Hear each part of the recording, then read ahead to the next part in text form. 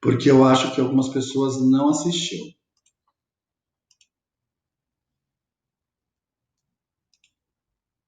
Estão vendo a minha tela? Sim. Tá, vê se vocês escutem, me avisa, tá gravando, tá? Que eu vou deixar pro pessoal para assistir.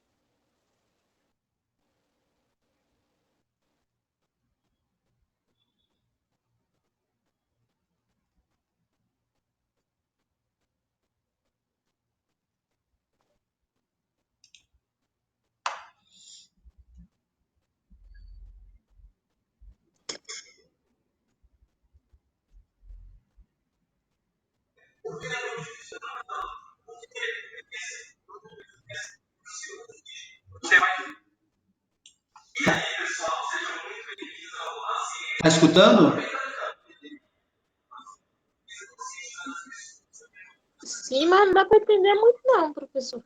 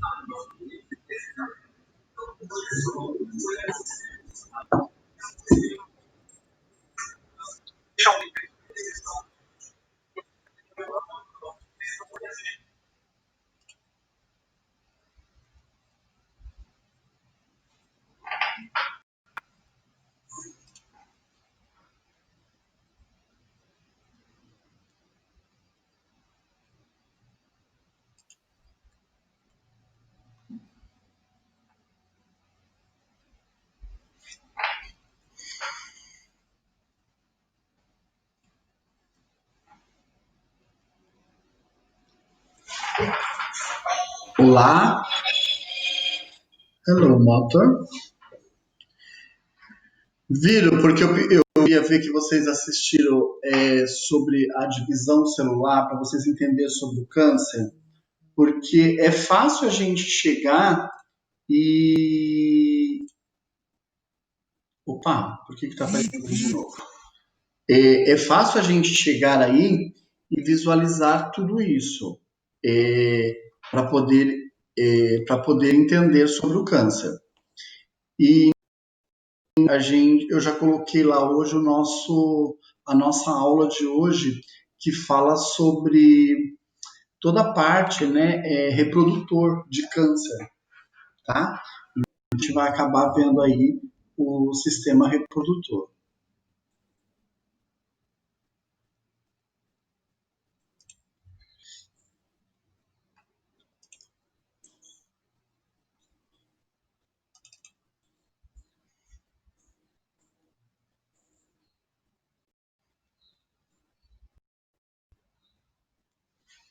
Só um minutinho.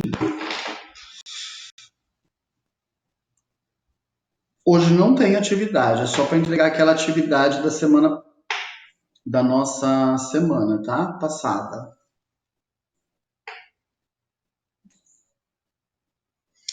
Pode entregar até hoje, tá bom?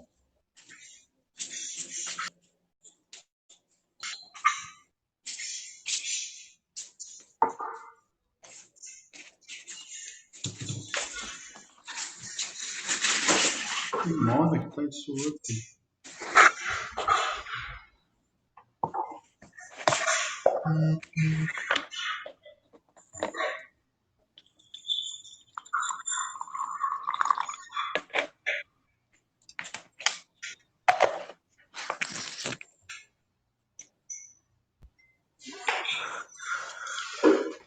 Quem tá tomando café?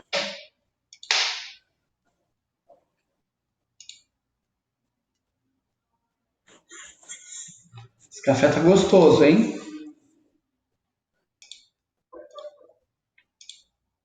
Nós escutamos até o barulho da xicrinha entrando do café entrando na xicrinha.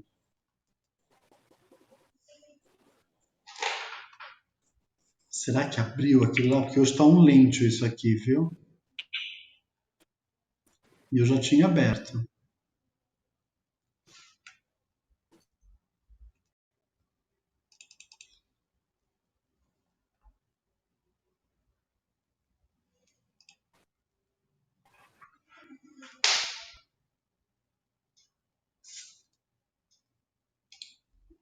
Lá na nossa aula de hoje, eu já coloquei lá no fórum EAD a nossa aula de hoje. Espera que tá abrindo agora, ele tá resolvendo abrir.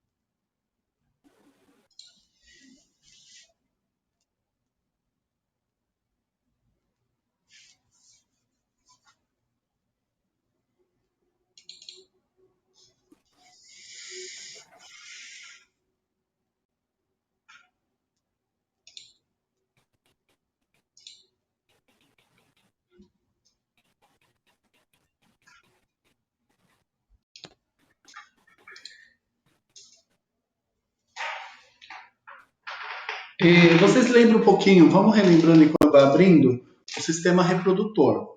Né? Você lembra um pouquinho do sistema reprodutor feminino, onde nós temos a trompa de falópio, o ovário, né? Onde nós temos o orifício interno do útero e o orifício externo do útero, onde nós temos a vagina, lábios, pequenos e grandes lábios, glândulas de Bartolin. Tá? Aí nós temos pelos pubianos e aí sucessivamente, só para vocês relembrarem. Lembram, conseguem relembrar disso?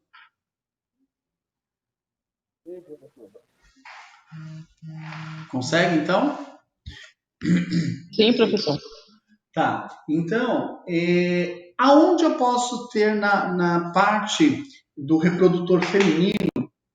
Em tudo, tá? Em todos eles, inclusive na trompa de falópio, no útero, na própria vagina ou na vulva como um todo, tá? Então, só para a gente aí conhecer um pouquinho, para vocês entenderem sobre esse câncer, o que pode acontecer.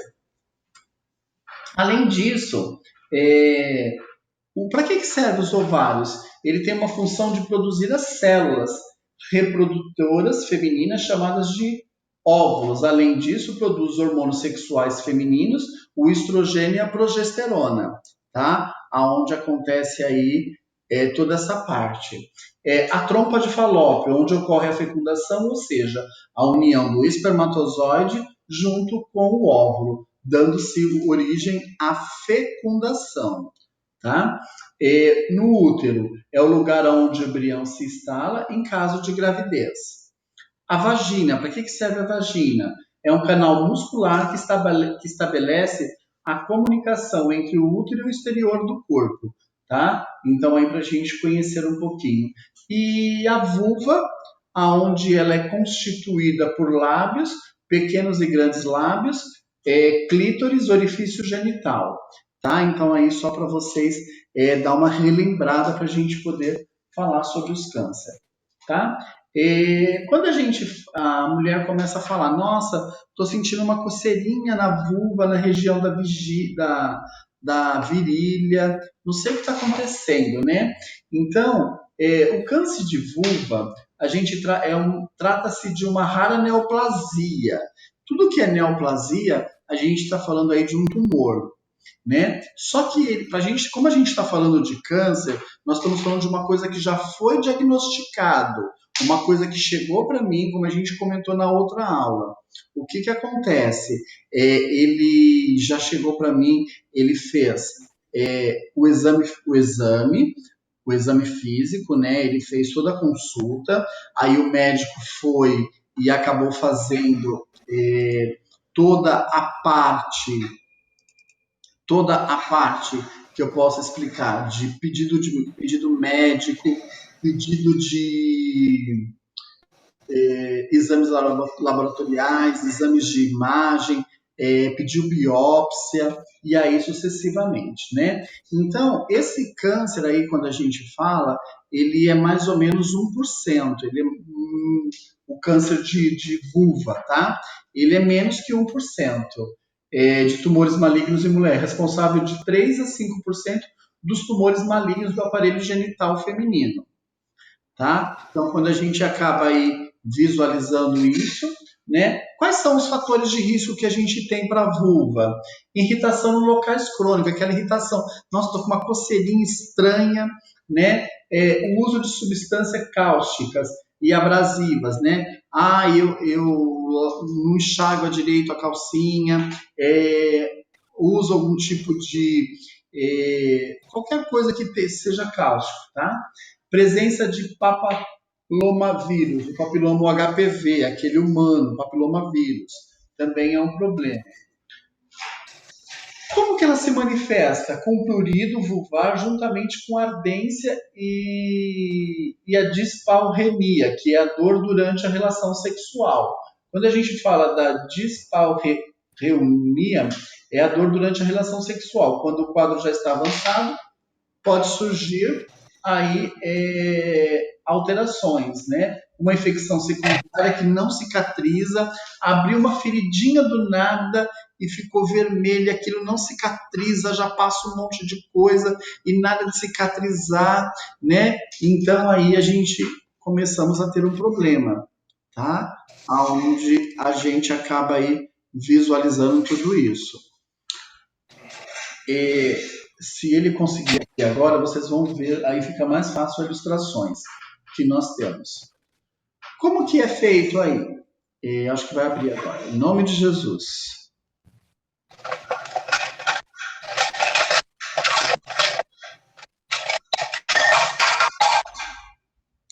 Quem está com o microfone ligado que está mexendo nas panelas?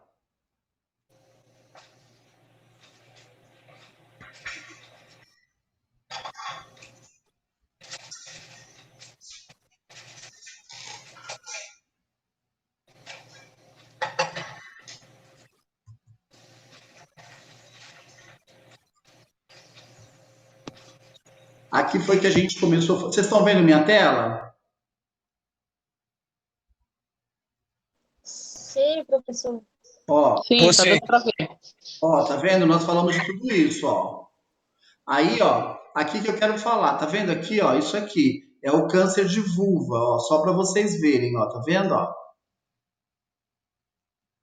Foi isso que a gente estava falando, presença de papilomas humano HPV, manifestações prurido, juntamente com ardência e dispareunia, que é a dor durante a relação sexual, quando o quadro já está avançado, porém surgem ulcerações, ó, ulcerações, tá? Infecções secundárias cicatrizam habitualmente, mas não são dolorosas. Aí o diagnóstico. Como que é feito esse diagnóstico? É feito durante o exame ginecológico, feito com o auxílio de um colposcópio, utilizando ácido acético a 5%, com confirmação através de biópsia e lesão suspeita. Então, eles vão fazer aqui. O que eles fazem primeiro? Primeiro é feito uma remoção cirúrgica do tumor com margem de segurança, então ele vai tirar um pedacinho dele. Por consequente, é feita a inspeção dos linfonódulos inguinais para saber se eles foram acometidos pela neoplasia em questão, né? Então a gente vai ver lá a parte inguinal do nosso paciente para ver o que está acontecendo. Neste caso, eles devem ser retirados cirurgicamente. A radioterapia também pode ser necessária antes ou após a remoção cirúrgica da neoplasia, dependendo do estágio em que essa patologia se encontra. Então, a gente tem o estágio 1, o estágio 2, estágio 3 e aí sucessivamente, tá? Para a gente poder visualizar. Câncer de vagina. É um tipo raro, tá, do aparelho reprodutor, então ele é muito raro no sexo feminino, né? Geralmente afeta mulheres entre os 45 e 64 anos de idade. Quais as causas mais comuns e mais frequentes? Está relacionado a infecções pelo HPV, papilomavírus, né? Que esse tipo de câncer lesa o revestimento vaginal, ó, revestimento vaginal, olha aqui, ó, tá? Vai fazer uma formação de ulcerações, essas ulcerações que acontecem aqui, e o câncer compromete a função da bexiga. O que acontece primeiro? Corrimento com mau cheiro, dor durante a relação e ardor, odor a urinar. Então é isso que vai acontecendo, tá? O que pode, como é o diagnóstico? Pode ser feito através de visitas regulares ao ginecologista. Ele não pode falar para você olhar, olha, eu estou vendo um câncer aqui. Não. Lembrando que tem todo um processo aí para falar se ele é um câncer maligno ou alguma coisa. Ele pode falar, olha, estou vendo uma coisa suspeita de um tumorzinho aqui. Perfeito? O exame mais comum são o Papa Nicolau, a biópsia e a colposcopia. Como é o tratamento? Pode ser através de radioterapia ou cirurgia para retirar o tecido comprometido pela doença, tá? Então, só para vocês aí visualizar. Aí nós temos o câncer do colo do útero, que ocorre mais frequentemente em mulheres após menopausa. Existem tumores que surgem no músculo do corpo do útero, tá? No músculo, ó. Esse aqui é o músculo do corpo do útero, tá? Então acontece aqui. Os benignos são chamados de miomas. e os malignos de sarcoma uterino. Então, quando eu tenho um benigno, ó, você está com mioma, tá? E quando ele entra em maligno, ele entra com sarcoma. Qual o diagnóstico? Curetagem uterina. Essa curetagem uterina, o que, que eles acabam fazendo? Eles acabam pegando essa biópsia que foi feita, para poder mandar para análise. E aí na análise vai vir ou a esterectoscopia com biópsia, aonde acaba fazendo uma esterectoscopia, que vai tirar um pedacinho para biópsia. Tratamento do câncer uterino depende do estágio no qual se encontra a doença. Depende aí do tratamento, o que, que vai ser feito. Câncer do colo do útero, olha, aqui é o colo do útero, tá vendo? Ó, dá para você ver direitinho o útero, né? A entrada do útero, onde que a gente coloca os dois dedos. É nessa parte aqui, ó, que a gente coloca os dois dedos para ver como que tá a dilatação. Segundo a neoplasia maligna, mais comum entre as mulheres, o mundo é responsável anualmente por cerca de 500 mil casos novos por ano. Sabe o que é isso? 500 mil casos novos por ano. E pelo óbito de aproximadamente 230 mil mulheres. Tá? Nós estamos falando no mundo. Tá? 500 mil casos novos por ano e 230 mil mortes. Tá? Quais são os fatores? HPV, tabagismo e imunossupressores. Tá? O tabagismo aí é um fator de risco muito grande em todos os cânceres. Pacientes imunossupressores, aqueles que têm problemas, né, de sangue, imunidade baixa, sempre está ficando doente, e aí sucessivamente. E aí nós vamos ver aqui um pouquinho sobre como é feito. Diagnóstico, citologia oncológica, colposcopia, estudo histopatológico, que é a biópsia. Como que eu faço a prevenção? A prevenção do câncer do colo do útero é realizada através de um exame ginecológico chamado Papa Nicolau. Se você faz o Papa Nicolau todo ano, é mais fácil de eu conseguir visualizar tudo isso. Qual o tratamento? Depende do primeiro estágio do nosso câncer. A idade, a doença associada, a esterectomia radical, a radioterapia e a quimioterapia. Tá? Tudo isso, quando a gente fala, aí aqui tem para vocês verem mais ou menos como a gente faz, né? A colposcopia, para vocês poderem visualizar, tá? Como é feito. A gente não acaba machucando, o problema é a gente só passa lá uma escovinha em volta do útero ou a espátula de Aires, tá? É isso que nós fazemos. Câncer de trompas de falópio, ó, trompas de falópio, tá? Então aqui nós temos. Esse tipo é raro, sendo responsável por menos de 1% dos cânceres ginecológicos, atingindo mulheres entre 50 e 70 anos. O câncer de trompa de falópio ocorre quando a célula cancerígena, manipulação celular e o tumor. Então ele acontece isso. Suas causas conhecidas, porém as mulheres com história familiar que não tiveram nenhum filho, essas são mais suscetíveis. Então, nunca pariu na vida, então ela pode ter. O câncer de trompa de falópio é a parte da mesma família do câncer de mama e de ovário. Então, eles são das mesmas famílias, tá? O câncer de trompa de falópio. Então, a gente consegue aí visualizar e entender aí deles. A presença dessas manifestações significa um câncer de trompa, pois o mesmo pode ser causado por outras doenças. Então, aqui, ó, ele vai aí dar todo esse câncer. Quais as manifestações clínicas? Hemorragia vaginal anormal. Nossa, do nada a mulher volta a menstruar depois que ela fez a menopausa, passou pelo climatério e depois vem da menopausa. Ela já começa aí essa hemorragia normal. Dores abdominais, ou sensação de pressão no abdômen, como tivesse alguma coisa comprimindo. Corrimento vaginal anormal, massa no abdômen ou na pelvis, né? Ela consegue sentir. E o diagnóstico, exame pélvico, exame de sangue, como CA 125, ecografia, tomografia computadorizada. Tá? Então, aí que vocês acabam visualizando. O câncer de trompa de falópio, nós temos a salpingoforectomia ou a salpinge-oforectomia bilateral. Então, a gente tem que ver, esses são os tratamentos. né? As trompas de falópio são duas, perfeito? Pode fazer quimioterapia, radioterapia, esses são os tratamentos.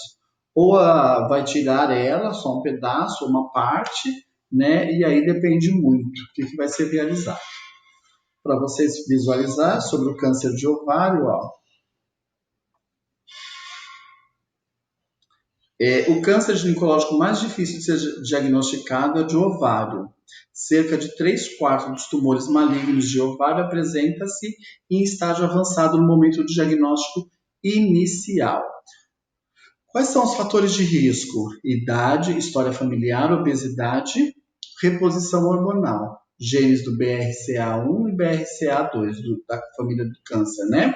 Sinais e sintomas, sensação de pressão, inchaço e distensão abdominal, dor ou desconforto na região pélvica, indigestação persistente, né? Ela tem uma indigestação, uma dor, uma coisa estranha, mudança de hábito intestinal, acaba aí mudando todo o ciclo intestinal. Nossa, eu ia no banheiro todos os dias, agora demora, perda de apetite, perda de peso e dor na região lombar, irregularidade menstrual. Então, quando ela começa a ter aí uma irregularidade menstrual, tá? Então, só para vocês verem aqui, ó, o câncer.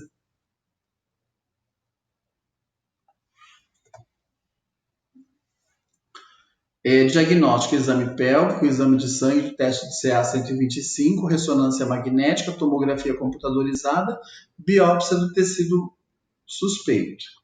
Existem diversos tipos de câncer de ovário, como de origem diferente da célula ovarial. Nós temos pela célula epitelial, né, pelo próprio epitélio, germinativa. O que vem isso? Germinativa, né, pelos óvulos e aí sucessivamente. E ostromias, né, que nós temos as ostromais, que é pelos hormônios, um monte de coisa. Tá? Então, eles também podem aí ajudar. O câncer de ovário, o tratamento depende do estadiamento, se for estadiamento 1, confinado ou ambos ovários. Então, eu só tenho em um ou nos dois ovários. Estadiamento 2, invadindo o útero ou outro órgão. Estadiamento é quando a gente vê como que está esse câncer, né? Se ele está no estágio 1, comecinho, né? Ou ele pegou só um ou pegou os dois. Estadiamento 2 é quando está invadindo já o útero ou outros locais próximos.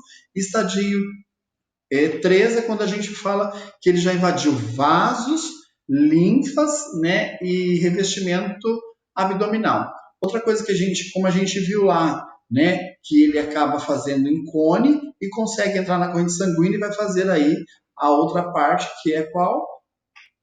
Metástase, tá bom? E o estadiamento 4, que é o espalhamento para órgãos distantes, tá? Que é o estadiamento, que é a metástase, tá? Saiba diminuir o risco. Gravidez, né? Mulheres que nunca teve gravidez, aqui vai ajudar, não vai ter. Pílula anticoncepcional, dietas, ligadura de trompas ou esterectomia, tudo isso diminui o risco, tá?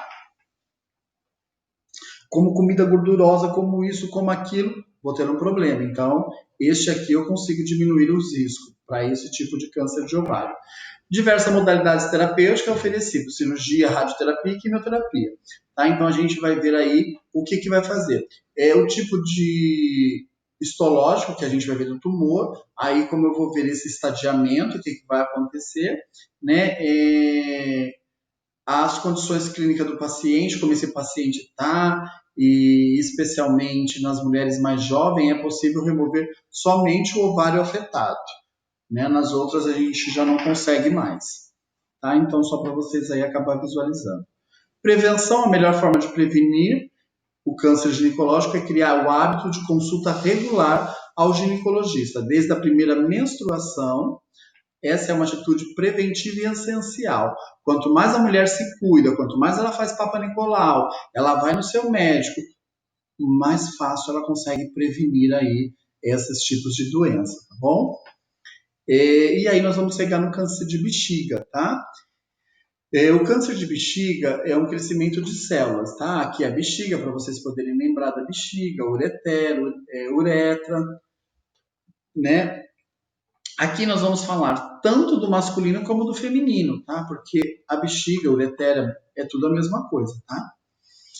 É, Então, o câncer é um crescimento de células anormais, como a gente já viu, da bexiga normalmente começa no revestimento interno, tá? Então começa neste revestimento aqui. Os cânceres de bexiga são diagnosticados precocemente, quando a doença ainda não disseminou para os outros órgãos. Eu consigo aí visualizar, tá? No entanto, o câncer de bexiga tende a recidivar. Para isso, os checklists regulares são importantes. Eu tenho que fazer um checklist, tá? Sinal de perigo: sangue na urina. Não posso ter sangue na urina, porque está vindo alguma coisa da bexiga, se eu conseguir ver a olho nu. A urina pode parecer mais escura do que o normal, acastanhada ou raramente vermelho vivo. Não pode acontecer isso. Ela tem que ser normal. Outra coisa, quando ela fica muito amarelada, muito densa, é porque eu estou tomando pouca água. Eu tenho que tomar mais água, tá bom? Então isso é importante. A água é muito importante para nós. Não temos que tomar água quando estamos com sede, tá? Entretanto, sangue na urina não significa necessariamente um câncer, pode ser devido a outras causas. Por exemplo, exercícios de traumas, infecções, doenças renais, ou sangue, ou uso de medicamento como drogas que afinam o sangue. Aí nós vamos usar aí Clexane e os outros, tá? Sinais de alerta, olha aqui, ó, já é um câncerzinho aqui, tá? É mais comum os sintomas acontecerem por causa ou não do câncer, porém o câncer de bexiga pode provocar alterações na frequência urinária, incluindo necessidade de urinar mais vezes do que o normal, dor ou dificuldade de urinar, infecção do trato urinário ou cálculos renais pode causar sintomas semelhantes ao tratamento diferenciado. Então, se eu tenho aí um problema de bexiga, toda vez eu tenho que ir no médico e está acontecendo alguma coisa, é um problema, tá? Homens aí. Fatores de risco: tabagismo. Professor, sempre é o tabagismo? Ó, fumantes são 4 vezes mais propensos a ter câncer de bexiga do que a pessoa que nunca fumaram. Professor, eu fumei, parei aí já faz 10 anos. Eu posso? Posso. Pode ser um fator de risco. Diminuído, mas é um fator de risco, tá? Substâncias químicas inaladas da fumaça do tabaco, que chega aos pulmões e depois são levados à corrente sanguínea que o filtra para os rins até chegar à bexiga. As substâncias concentradas são nocivas, podendo danificar as células da bexiga e eventualmente provocar o câncer, tá? Fatores de risco à exposição de produtos químicos. Pessoas que surgem de determinados tipos de trabalho podem aumentar o risco de câncer de bexiga. Metalúrgico, mecânicos, cabeleireiros estão entre aqueles que podem estar exposto a produtos químicos potencialmente cancerígenos. Tem profissões que tem gente que trabalha como cabeleireiro e não usa as máscaras. Tem metalúrgico que não usa máscara. Tem mecânico que não usa máscara. Tá? Então tem que tomar um cuidado. Se você trabalha com corantes ou fabricação de borracha, têxtil, couros ou tintas, não esqueça de seguir o procedimento de segurança para reduzir o contato com essa substância. Fumar aumenta mais o risco à exposição da substância química, tá? Os fatores de risco. Gênero: homens são 3 vezes mais propensos a ter câncer de bexiga, tá? Porque demora muito para ir no banheiro, e aí sucessivamente deixa para demorar para ir no médico, e aí sucessivamente. Idade: 9 em cada 10 casos ocorrem em pessoas com mais de 55 anos. Etnia: branco tem 2 vezes risco de desenvolver a doença do que as pessoas da raça negra. Outros fatores de risco incluem histórico familiar de câncer da família ou de bexiga, tratamentos anteriores de câncer, defeitos congênitos e inflamação crônica de bexiga. Tem muita inflamação, um monte de coisa, essa pessoa pode ter um problema sério. Como feito o diagnóstico? Não existe um exame de rotina para o câncer de bexiga, mas se você apresentar sintomas ou pertence ao grupo de risco, seu médico pode solicitar um exame de urina. Se necessário, será feita uma citoscopia para visualizar o interior da bexiga, através de uma endoscopia ou citoscopia. Permite a retirada das amostras de tecido para análise de uma patologia. A biópsia é formado para diagnosticar o câncer. Tá? Então, eu posso aí precisar de tudo isso e acabo fazendo. O diagnóstico de imagem, que eu preciso visualizar quando eu preciso. Se o câncer for diagnosticado, são sendo solicitados exames de imagem para determinar a extensão da doença. A urografia escritora utiliza corantes para delinear os rins e as bexigas. Então a gente acaba vendo para visualizar, tá? Ó. Opa, tudo bonitinho. Os uretérios e os canais que transportam. Tomografia e ressonância magnética por meio de imagem detalhada pode evidenciar glândulos linfáticos próximos. Ultrassom produz imagens usando ondas sonoras ao invés de radiação. E o PET scan, que é útil na procura de metastásias para outros órgãos, glândulos linfáticos e pulmões e ossos. O PET scan, que vocês vão escutar muito, quem for trabalhar, é onde a gente acaba vendo se tem metástase. A gente usa muito, tá? Em pacientes que já são diagnosticados com câncer. Os principais tipos de câncer de bexiga são nomeados pelos tipos de célula que se torna cancerígeno. O mais comum é o carcinoma de células de transição, que começa na célula que reveste o interior da bexiga. Existe também a carcinoma das células escamosas, que é o adenocarcinoma, que são menos comuns, tá? Então depende do tipo aí, como a gente acaba visualizando e tem lá no nosso os nomes dos cânceres, tá? As literaturas.